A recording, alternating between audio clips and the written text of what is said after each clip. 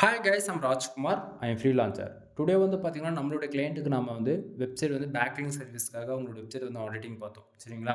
So auditing பார்த்ததுல அவங்க செஞ்சிருக்கக்கூடிய தவறுகள் என்ன? அதேபோல நீங்க வந்து பேக்லிங்க் வந்து நீங்க எங்கிட்ட வந்து பில்டு பண்ணாலும் சரி, அல்லது அனதர் ஃப்ரீலான்சர் கிட்ட போய் நீங்க யாருக்கிட்ட ஒரு சர்வீஸ் பேக்லிங்க் சர்வீஸ் நீங்க எடுத்தாலுமே சரி, கரெக்டானபடி குடுத்து ஒர்க் பண்ணுங்க. சரிங்களா?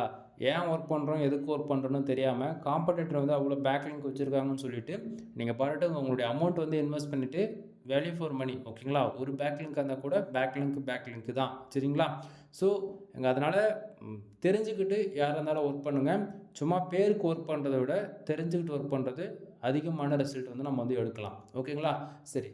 இப்போ இ இந்த கிளையண்ட்ட பொறுத்தவரைக்கும் என்னென்ன மிஸ்டேக் பண்ணியிருக்காங்க, அதேபோல ஒரு பிகினரா நீங்க இருக்கீங்க அப்படின்னும்போது, நீங்க எந்தெந்த தவறுகள்லாம் நீங்க செய்வீங்க அப்படின்றத நான் ஃபுல் டேட்டாவா உங்களுக்கு வந்து இந்த வீடியோல வந்து சொல்லப் போறேன்.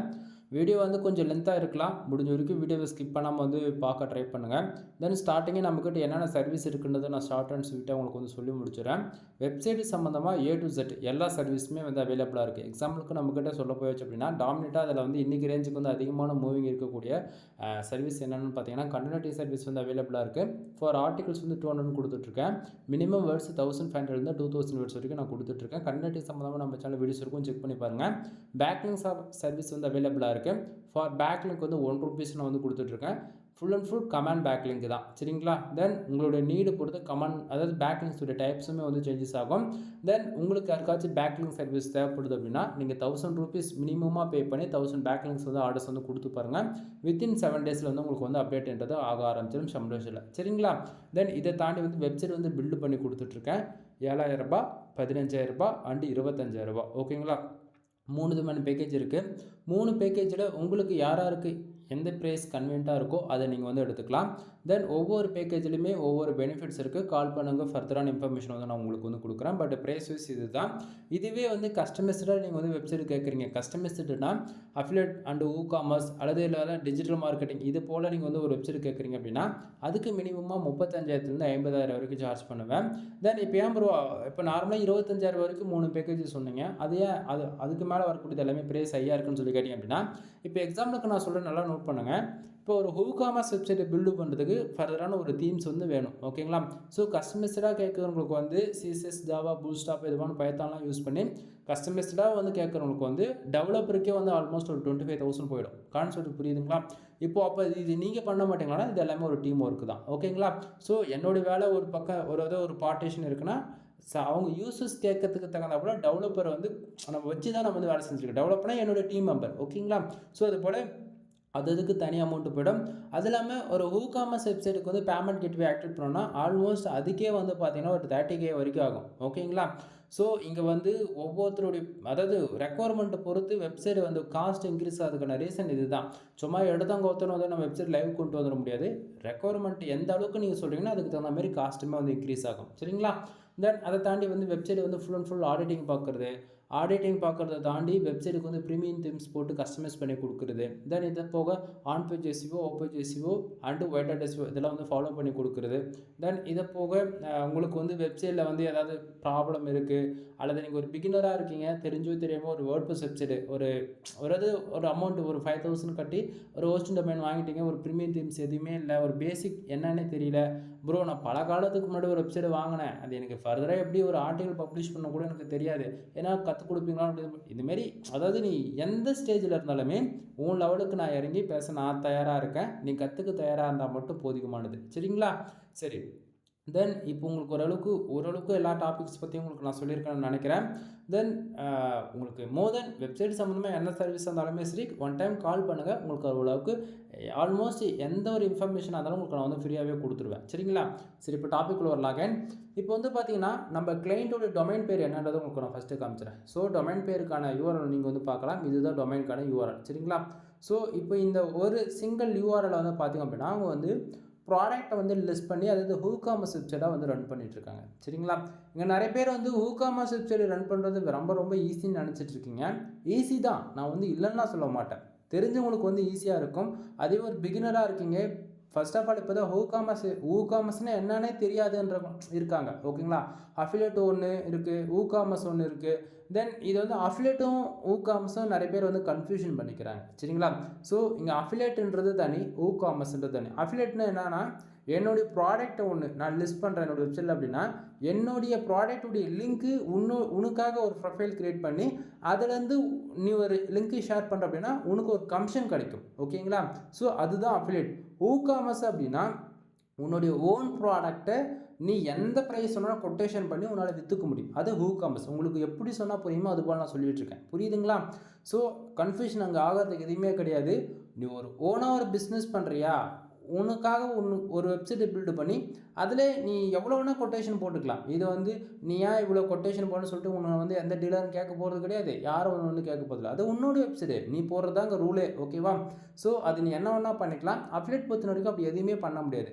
நான் ஒரு இப்போ எக்ஸாம்பிளுக்கு வந்து இப்போ அமேசான், ஃப்ளிப்கார்ட், அதாவது பாப்புலராக இருக்கக்கூடிய வெப்சைட் சொல்லிட்டு இருக்கேன்பா. ரெஃபரன்ஸ்க்கு வந்து அதுக்கு நீங்கள் இதை போய் எடுத்துக்காதீங்க. ஸோ இப்போ அமேசான், ஃப்ளிப்கார்ட்டில் இருக்கக்கூடிய ஒரு அஃபிலியேட் ப்ரோக்ராம், பார்ட்னர் ப்ரோக்ராம் நீங்கள் ஜாயின் பண்ணிவிட்டு அந்த லிங்க்கு மூலிமா உங்கள் ஃப்ரெண்ட்ஸ், ரிலேட்டிவ் யாராச்சும் ஒரு ப்ராடக்ட்டை பை பண்ணுறாங்கன்னா அதுலேருந்து உங்களுக்கு ஒரு சம் கமிஷன் கிடைக்கும். அதுதான் அஃபிலியேட். ஓகேங்களா? ஸோ இப்போ உங்களுக்கு புரிஞ்சிருக்குன்னு நான் நினைக்கிறேன். பட் இப்போ இவங்களுடைய வெப்சைட்டில் எப்படி பேக் எண்டில் ஒர்க் பண்ணியிருக்காங்க, நம்ம ஆடிட்டிங் பார்த்ததில் இவங்க எப்படிலாம் தப்பு பண்ணியிருக்காங்கிறது ஷார்ட் அண்ட் ஸ்வீட்டாக சொல்லி முடிச்சிடறேன். தென் சைட்டை வந்து ஊகாமர்ஸாக பில்டு பண்ணதில் என்ன பண்ணியிருக்காங்க அப்படின்னா, ப்ராடக்ட் எதையுமே அவங்க வந்து மேனுவலாக வந்து அப்டேட் பண்ண காணும். மேனுவலானா உங்களுக்கு புரியலன்னு நினைக்கிறேன். இப்போ நார்மலாக நம்ம ஒரு ஆர்டிகல்ஸ் பப்ளிஷ் பண்ணும்போது more then title, subtitle, bullet points, number of points, then கண்டென்ட்டுக்கு வந்து ஆன் பேஜ், ஆஃப் பேஜ், எஸ்இஓலாம் ஃபாலோ பண்ணுறதுக்காக சம் இமேஜஸ்லாம் வந்து ஆட் பண்ணுவோம். ஓகேங்களா?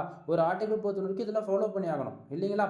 அதே போல் தான் ஊகாமர்ஸ் வெப்சைட்டை பொறுத்த வரைக்கும் கம்பல்சரி ஒரு ப்ராடக்ட்டை நம்ம லிஸ்ட் பண்ணுறோம் அப்படின்னா அந்த ப்ராடக்ட்டுக்கான டைட்டில், டிஸ்கிரிப்ஷன், ஃபர்தரான அது மினிமமாக 150 300 வேர்ட்ஸ் ஆச்சு இருக்கணும். ஒவ்வொரு ப்ராடக்ட்டுக்கான ஒரு இன்ஃபர்மேஷன் கம்பல்சரி ஒரு ப்ராடக்ட்டை நம்ம லிஸ்ட் பண்ணுறோம் அப்படின்னா அதுக்கு ரெஃபரன்ஸ்க்கு ஒரு 3-5 இமேஜஸாவது யூஸ் பண்ணி ஆகணும். இது வந்து ரூல் இருக்குது. ஓகேங்களா? ரூல்னால் இது கம்பல் கிடையாது. பட் ஒரு யூனிக்காக ஒரு யூசர்ஸ் வந்து நமக்கு வந்து ஒரு இம்ப்ரெஷன் கொண்டு வந்து ப்ராடக்ட்டை பை பண்ண வைக்கணும் அப்படின்னா கம்பல்சரி நீங்கள் இது போல் கொடுத்தாக்கணும். சரிங்களா? பட் ஆனால் இவங்க வந்து என்ன பண்ணியிருக்காங்க அப்படின்னா சைட்டை வந்து அப்படியே பேக்கப் எடுத்து அனதர் டொமைனில் வந்து ஃபீட் பண்ணியிருக்காங்க. ஓகேங்களா? அப்படி செய்கிறது வந்து ரொம்ப ரொம்ப ரொம்ப தப்பு. ஏன்னா எந்த சைட்டு அட்மின் சைடாக இருக்கோ அதில் மட்டும்தான் வந்து பார்த்திங்கன்னா கரெக்டானபடி ஆர்எஸ்எஸ் ஃபீட்லாம் வந்து கரெக்டாக பேக் எண்டில் வந்து ரன் ஆகும். அதே போல் நீங்கள் ஒரு இமேஜுக்கு வந்து நார்மலாக வந்து எஸ்இஓ பண்ணுறீங்க அப்படின்னா அது எல்லாமே மெயின் டொமைனுக்கு தான் ஒர்க் ஆகுமா தவிர சைட்டை பேக்கப் எடுத்து நீங்கள் தூக்கிட்டு போய் அப்படியே அனதர் வெப்சைட்டில் ஃபீட் பண்ணுறீங்க அப்படின்னா அது எல்லாமே கிராஷ் ஆகும். சரிங்களா? ஏன்னா தீம்ஸ் வந்து ஸ்டார்டிங் வந்து அவங்க வந்து ரெடி பண்ணியிருக்கிறது வந்து வெர்ஷன் வேறையாக இருக்கும். அதுக்கப்புறம் பல விதமான அப்டேட் வந்திருக்கலாம். ஓகேங்களா? ஒரு அப்டேட் வந்தாலும் சரி, 2 அப்டேட் வந்தாலும் சரி, இது போல் தீம்ஸ் அப்டேட்டுன்னு ஒன்று வந்துட்டாலே அங்கே யூஸ் பண்ணியிருக்கக்கூடியது எல்லாமே அப்படியே ஆப்போசிட்டாக சேஞ்சஸ் ஆகும். ஏன்னா அவங்க ஸ்டார்டிங் ஃபீட் பண்ணியிருக்கிறதுக்கும் அப்டேட்டட் தீம்ஸில் வந்துட்டு பிறகு டேட்டா பேக்கப் எடுத்து அதை அனதர் வெப்சைட்டில் ஃபீட் பண்ணுறதுக்கும் எவ்வளவோ சேஞ்சஸ் இருக்கும். ஓகேங்களா? ஆனால் இவங்க வந்து செஞ்ச ரொம்ப பெரிய தப்பு இதுதான். இங்கே வந்து ஃபர்ஸ்ட் ஆஃப் ஆல் நீங்கள் வந்து பார்க்கலாம் ஃபோக்கஸ் கீவேர்டு இது எல்லாமே. ஓகேங்களா? ஸோ இந்த கீவேர்ட்ஸ்க்கு பின்னாடி இப்போ ஒவ்வொரு கீவேர்ட்ஸ்க்கு பின்னாடியுமே மோர் தென் ஒரு 4-5 பேஜஸ் வந்து டேக் பண்ணி பேக்அண்டில் ரன் ஆகும். இங்கே வந்து பார்த்தீங்கன்னா எல்லாத்துலேயுமே வந்து கீவேர்ட்ஸே கிடையாது. இங்கே பாருங்கள் ஆட் டு விட்ஜெட்ஸ்னு சொல்லிட்டு வெறும் நம்பர்ஸில் வந்து கொடுத்துருக்காங்க. இது எல்லாமே இந்த இடத்த கீவேர்ட்ஸ் வந்து நமக்கு ரேங்க் ஆகக்கூடியது. இது எல்லாமே இந்த கீவேர்ட்ஸ் ரேங்க் ஆனால் ஆகலாம். ஏன்னா இந்த பேக்அண்டில் இருக்கக்கூடிய இந்த இமேஜஸ்க்கு வந்து எல்லாமே விட்ஜெட்ஸாக க்ரியேட் ஆகிட்டு அவங்க ஃபர்தராக டேக்லைன் கொடுக்கல, மெட்டா டிஸ்கிரிப்ஷன் கொடுக்கல, தென் ஃபோக்கஸ் கீவேர்டு கரெக்டாக வந்து அந்த இமேஜுக்கு கொடுக்க கிடையாது. புரியுதுங்க என்ன சொல்ல வரன்றது? சும்மா நானும் வந்து கொடுக்குறேன் ஒரு ப்ராடக்ட்டு, என் வெப்சைட்டுக்கு டிராஃபிக் வராங்க, தேவைப்படுறவங்க வாங்குறாங்க அப்படின்ற மாதிரி நினைக்கிறது தப்பு நண்பா. ஒரு வேலை நம்ம எடுத்துட்டோம் அப்படின்னா டைம் ஆனாலும் பரவாயில்ல. சரியா? ஒரு ப்ராடக்ட் லிஸ்ட் பண்ணுறதுக்கு 1 டே ஆனாலும் பரவாயில்ல, கரெக்டாக வேலை செய்யுங்க அப்படின்றத என்னுடைய கான்செப்ட். சரிங்களா? ஸோ இப்போ நீங்கள் இந்த இடத்த பார்க்கலாம். ஃபஸ்ட் இருக்கக்கூடியதுலேயே அவங்க டாமினேட்டாக ப்ளே பண்ணக்கூடியது ஒரு 100 கீவேர்ட்ஸ் கூட கிடையாது இந்த வெப்சைட்டை பொறுத்த வரைக்கும். சரிங்களா? ஸோ இதில் ஹைலைட்டாக இன்றைக்கி ரேஞ்சுக்கு கீவேர்ட்ஸ் ரேங்க் ஆகுது அதிகபட்சம் 20 கீவேர்ட்ஸ் கூட கிடையாது இந்த வெப்சைட்டை பொறுத்த வரைக்கும். ஆனால் இங்கே பாருங்கள், அங்கே யூஸ் பண்ணியிருக்கக்கூடிய இமேஜஸ் கூகுளில் ஃபர்தராக ரேங்க் ஆகியிருக்கு. பட் ஆனால் கரெக்டான கீவேர்ட்ஸ் கொடுக்காம விட்டுருக்காங்க. தெரியுதுங்களா? ஃபுல்லாகவே உங்களுக்கே தெரியும் ஆட் டு விட்ஜெட்ஸ்ன்னு போட்டு ஃபுல்லாகவே இது தான் வந்துருக்கு. அப்போ இவ்வளோ கீவேர்ட்ஸ் வந்து கரெக்டாக படி பேக்அண்டில் ஒர்க் பண்ணியிருந்தாங்கன்னா எவ்வளோ ரேங்க் ஆகிருக்குன்னு தெரியுமா? தென் இந்த இடத்த அவங்க கரெக்டாக பேக் லிங்க் பில்டு பண்ணியிருந்தால் எவ்வளோ பயங்கரமாக அவங்க வெப்சைட்டில் ரேங்க் ஆகிருக்குன்னு தெரியுமா? ஆனால் இது எதுவுமே தெரியாமல் சும்மா நானும் பண்ணேன் அப்படின்றது ஒரு எப்படி சொல்கிறது கேஷுவலாக அப்படின்ற மாரி தான் எடுத்துக்க முடியும். ஓகேங்களா? தென் நீங்கள் அதாவது நீங்கள் ஒரு வெப்சைட் உங்களுக்கு வேணும்னு நினச்சி நீங்கள் அதாவது நான் ஒரு ஃப்ரீலான்சராக அதை சொல்லக்கூடாது. நீங்கள் எங்கிட்ட வந்து சர்வீஸ் எடுத்தாலும் சரி, அனதர் ஃப்ரீலான்சர்கிட்ட போய் நீங்கள் சர்வீஸ் எடுத்தாலுமே அவங்க ஏதாவது ஒரு வெப்சைட்லேருந்து பேக்கப் எடுத்து உங்களுக்கு நான் போட்டு கொடுத்துட்றேன் அப்படி அப்படின்னு சொன்னாங்கன்னா, தயவு செஞ்சு அது எதுவும் அக்செப்ட் பண்ணாதீங்க. ப்ராப்ளம் கொண்டு வந்து விட்டுரும் ஃப்யூச்சரில். சரிங்களா? சரி. இந்த டொமைனுக்கான கரண்ட் ஸ்டேட்டஸ் என்ன அப்படின்றத உங்களுக்கு கொண்டு வந்து காட்டுறேன். தென் இது வந்து ஹெச்டிஎஃப்ல வந்து பார்த்தீங்கன்னா, உங்களுக்கு ஒரு ரிப்போர்ட் வந்து ஓப்பன் பண்ணி வச்சுருக்கேன். இது வந்து ஒரு ஃப்ரீ டூல் தான். ப்ரோ எடிஷன்ஸ் இருந்துச்சுன்னா இன்னுமே அட்வான்ஸாக நம்ம வந்து இதில் வந்து ரிசர்ச் பண்ணி எடுத்துக்க முடியும் டேட்டாவை. இதில் வந்து பார்த்தீங்க அப்படின்னா, இந்த வெப்சைட்டுக்கு கிட்டத்தட்ட 4300 பேக்லிங்க்ன்றது பில்டு செய்யப்பட்டிருக்கு பேக்எண்டில். சரிங்களா? ஆனால் ரொம்பவே கொடுமையான விஷயம் என்ன தெரியுமா? 4300 பேக்லிங்க் பில்ட் ஆனதில் ஆல்மோஸ்ட் லிங்க் பில்ட் ஆனது எவ்வளோ தெரியுமா? வெறும் 42 வெப்சைட்லேருந்து தான் வந்து லிங்க்ன்றது பில்டு செய்யப்பட்டிருக்கு. அதாவது டொமைன் ரேட்டிங்க்கு ஏற்றிருக்காங்க. ஓப்பனாக சொல்லணும்னா டொமைன் ரேட்டிங்காக வேலை செஞ்சுருக்காங்க. ஓகேவா? ஸோ இந்த டொமைன் ரேட்டிங்காக கிட்டத்தட்ட வெறும் 42 வெப்சைட்டில் இருந்து 4300 பேக்லிங்க்ன்றது பில்டப் செய்யப்பட்டிருக்கு. சரிங்களா? ஸோ இந்த 42 வெப்சைட்டில் ஏதாவது ஒரு 10 வெப்சைட் கூகுளில் கோர் அப்டேட் வரும்போது கூகுளில் பெனால்ட்டி விழுது அப்படின்னா இவங்க வெப்சைட்டுமே ஸ்பேம் ஸ்கோரு மினிமமாக 20லேருந்து 30 வரைக்கும் ஏறும். ஓகேவா? அதுபோல் இதுபோல் வெப்சைட்லேருந்து நீங்கள் ஒரு பேக்லிங்க்கை பில்டு பண்ணுறீங்க, அதாவது எடுக்கிறீங்க. அது கமாண்ட் பேக்லிங்காக இருக்கலாம், அல்லது ப்ரொஃபைல் பேக்லிங்காக இருக்கலாம், ஆல்மோஸ்ட் இல்லை கெஸ்ட் போஸ்ட் பேக்லிங்காக இருக்கலாம், இல்லை பேஜஸாக அல்லது போஸ்ட்டோ இந்தமாரி நீங்கள் எந்த கேட்டகரியில் பேக்லிங்க்கு பில்டு பண்ணாலுமே இது போல் லிமிட்டட் நம்பர்ஸில் இருக்கக்கூடிய வெப்சைட்லேருந்து நீங்கள் பேக்லிங்க்கு பில்டு பண்ணுறீங்க அப்படின்னா இன்றைக்கி இல்லை கண்டிப்பாக என்றைக்காக இருந்தாலும் உங்களுக்கு ப்ராப்ளம் வரும். கூகுளில் கோர் அப்டேட் வரும்போது உங்கள் டொமைன்ன்றது பெனால்ட்டிக்குள்ளே போகுன்றது 100% இல்லை 1000% நான் வந்து கேரண்டி கொடுக்க முடியும் என்னால். ஓகேங்களா? சரி, அப்போ இதுக்கு என்ன தான் ப்ரோ வழி, இதுக்கு என்ன தான் கரெக்டான ஒரு சொல்யூஷன் அப்படின்னு சொல்லி கேட்டிங்க அப்படின்னா, நீ டொமைன் ரேட்டிங்காக மட்டும்தான் வேலை செய்கிற அப்படின்னா கூட மினிமமாக 300 வெப்சைட் ஆச்சு இருக்கணும் லிங்க்டு வெப்சைட்டில். 1000 பேக் லிங்க்குக்கு அட்லீஸ்ட் ஒரு 500 வெப்சைட் ஆச்சு லிங்க்டு வெப்சைட் இருக்கணும். அதுக்கு பாதி கூட இல்லை எப்படின்னு நண்பா. இப்போ 4000 இங்கே பாருங்கள், இப்போ 40 வெப்சைட் இருக்குன்னா ஒரு வெப்சைட்டுக்கு கிட்டத்தட்ட 100 பேக் லிங்க்ன்ற விதத்தில் அவங்க பில்டு பண்ணியிருக்காங்க. ஆவரேஜ் பண்ணி நான் சொல்லிட்டு இருக்கேன். ஓகேங்களா? கிட்டத்தட்ட 42 வெப்சைட்லேருந்து கிட்டத்தட்ட 4300 பேக் லிங்க் வந்து பில்டு செய்யப்பட்டிருக்கு. அப்படின்னா கிட்டத்தட்ட இங்கே 42 வெப்சைட்லேருந்து ஒவ்வொரு வெப்சைட்டில் 100 பேக் லிங்க் பில்டு செய்யப்பட்டிருக்கு. அப்படின்னும் போது இது எதனா ப்ராப்ளத்துக்குள்ளே வருமா அப்படின்னு சொல்லி கேட்டிங்கன்னா வரும். ஆனால் இப்போயே வராது. எப்போ வரும்? கூகுளில் கோர் அப்டேட் வந்தால் வரும். அப்போ கோர் அப்டேட் வந்தால் என்ன ஆகும்? டொமைனுக்கு வந்து ஸ்பேம் ஸ்கோர் ஏறிடும். ஸ்பேம் ஸ்கோர் ஏறிடுச்சுன்னா நல்லா டாப் 10க்குள்ளே ரேங்க் ஆகிட்டு இருந்த யூஆர்எல்ஸ் எல்லாமே ஹைட் செய்யப்படும் கூகுளில் சர்ச் இன்ஜினில் இருந்து. அது இல்லாமல் வழக்கத்துக்கு மாறாக டிராஃபிக் எல்லாமே இப்போ டாப் 10ல் அதிகம், டாப் 10லாம் வேணாங்க, டாப் 3க்குள்ளே வச்சுக்கலாம். ஏதாவது ஒரு 5 பேஜஸ் ரேங்க் ஆகுது அப்படின்னா அந்த 5 பேஜஸுமே பொசிஷன் வந்து 7லேருந்து 8 இது போல் இறங்கி போயிடும். ஓகேவா? இது போல் பல ப்ராப்ளங்கள் வரும், எல்லாமே பார்த்துக்குங்க. சரிங்களா? தென் அது போக இங்கே பார்த்தீங்கன்னா தெரியும் என்னென்ன கீவேர்ட்ஸ்க்கு வந்து பேக் எண்டில் அவங்க வந்து வேலை செஞ்சுருக்காங்க அப்படின்னு சொல்லிட்டு டொமைனுக்கான பேருக்கு தான் கொடுத்து இந்த டொமைன் ரேட்டிங்ன்றதை அவங்க ஏற்றிருக்காங்க. சரிங்களா? தென் இது நான் வேலை செஞ்சு கொடுத்தேன் அப்படின்னு சொல்கிறது எனக்கு ரொம்ப நேரம் ஆகாது. இது நான் வேலை செஞ்சு கொடுக்க கிடையாது. அவங்க வந்து நம்மக்கிட்ட வந்து அவங்க வந்து நான் எப்படி சொல்கிறது, நான் மேனுவலாக அவங்களுடைய கூகுள் சர்ச் கன்சோலோட ரிப்போர்ட்டு பார்த்தேன். அங்கே வேலை செய்கிறது ஒன்றா இருக்குது. பட் ஆனால் வெப்சைட் ஆடிட்டிங் பார்த்த பிறகு அதில் வரக்கூடிய அவுட்புட் ஒன்றா இருக்குது. ஏன்னா கரெக்டானபடி வேலை செய்யலைன்றது இதில் வந்து அவங்க தெரிஞ்சுக்கலாம். தென் ஏன்னா அவங்க வந்து ஆர்டர்ஸ் கொடுக்கணுன்றதுக்காக நான் வந்து வீடியோ போட கிடையாது. அட்லீஸ்ட் இதுதான் வெப்சைட்டில் இருக்கக்கூடிய ப்ராப்ளம். அனதர் டைம் வந்து நீ வெப்சைட் அனதர் ஃப்ரீலான்சர் ஹையர் பண்ணி நீ ஒரு சர்வீஸ் எடுக்கிறனா இந்தமாரி தப்பெல்லாம் நீ பண்ணாத அப்படின்றதுக்காக தான் நம்ம வந்து இந்த வீடியோ வந்து ஷேர் பண்ணுறோம். சம்டைம் ஒரு பார்க்கலாம், பார்க்காமையும் போகலாம். பட் ஒன் திங், பார்க்குற ஆடியன்ஸ் உங்களுக்கு தெரியும். ஓகேவா? தென் அடுத்ததாக இந்த வெப்சைட்டுக்கு இப்போ டொமைன் ரேட்டிங் 47 இருக்குது. சரிங்களா? ஸோ டொமைனுக்கான விவரம் நீங்கள் இந்த இடத்துல பார்க்கலாம். அதுவே மோஸ்ட்டில் போய் செக் பண்ணுவோமா? மோஸ்ட்டில் போய் பார்த்தீங்க அப்படின்னா சிரிச்சிருவீங்க. இந்த இடத்த கொஞ்சம் பாருங்களேன். தென் டொமைனுக்கான விவரம் தெரியுதுங்களா? தென் மோஸ்ட்டில் வந்து பார்த்தீங்க அப்படின்னா ஆல்மோஸ்ட் நமக்கு வெறும் டொமைன் அத்தாரிட்டின்றது 5 தான் இருக்குது. ஓகேவா? ஸ்பேம் ஸ்கோர் 1ல் இருக்குது, பிரச்சனை கிடையாது. பட் ஒன் திங், இங்கே குவாலிட்டி பேக்லிங்க் வந்து பார்த்தீங்கன்னா வெறும் 7 பேக்லிங்க்ஸ் தான் இருக்குது. சரிங்களா? பேஜ் அத்தாரிட்டி பாருங்கள், வெறும் 20 தான் இருக்குது. ஒரு WooCommerce வெப்சைட்டை பொறுத்த வரைக்கும் பேஜ் அத்தாரிட்டி இவ்வளோ வேல்யூம் கம்மியாக இருக்கிறது ரொம்பவே வந்து ஒரு மோசத்துலேயும் மீடியம்னு சொல்லலாம். ஓகேங்களா? ஏன்னா பேஜ் அத்தாரிட்டி எந்த அளவுக்கு குவாலிட்டியாக அவங்க வந்து கண்டென்ட் அதிகமான, அதாவது கண்டென்ட் தான் மெயினாக அவங்க ப்ளே பண்ணும். நீ வந்து சும்மா பேருக்கு வந்து ஏதாவது வந்து யூஸ் பண்ணி நீ கண்டென்ட் போடுறதை விட்டுட்டு கரெக்டான ஜென்யூனாக நீ வந்து கண்டென்ட்டை ஃபீட் பண்ணிப்பார், அதுக்கு வேறு லெவல் பர்ஃபார்மன்ஸாக இருக்கும். அதே போல் ஆப்பேஜ் எஸ்இஓ ஸ்கோர் பொறுத்த வரைக்கும் 30க்கும் கம்மியாக இருக்குது. இது ரொம்பவே ஒஸ்ட்டுன்னு சொல்லலாம். ஒஸ்ட்டுன்னு சொல்கிறத விட லோ அண்டு மீடியமுக்கு சென்டரில் இருக்குன்னு வச்சுக்கோங்களேன். எப்போயுமே ஆஃப் பேஜ் எஸ்இஓ ஸ்கோர் பொறுத்த வரைக்கும் ஒரு 40 50 ரேஞ்சுக்கு இருக்குது அப்படின்னும் போது உங்களுக்கு வந்து ஒரு நல்ல ஒரு வேல்யூ. அதே போல் பர்ஃபார்மன்ஸ் வைஸ் பார்த்தீங்கன்னா வெப்சைட் ரொம்ப ஸ்டேட்டஸ் ரொம்ப நல்லாவே பர்ஃபார்மன்ஸ் பண்ணிகிட்ருக்குன்னு அர்த்தம். ஓகேங்களா ப்ரோ? என் வெப்சைட்டுக்குமே வந்து ஆஃப் பேஜ் எஸ்இஓ ஸ்கோருன்றது ஆல்மோஸ்ட் ஒரு 40க்கு மேலே தான் இருக்குது. பட் ஒன் திங், என் வெப்சைட்டுக்கு டிராஃபிக் வரல அப்படின்னு சொல்கிறவங்களுக்கு எல்லாருக்குமே ஃபர்ஸ்ட் ஆஃப் ஆல் கண்டென்ட்டை ஃபீட் பண்ணுங்கள்.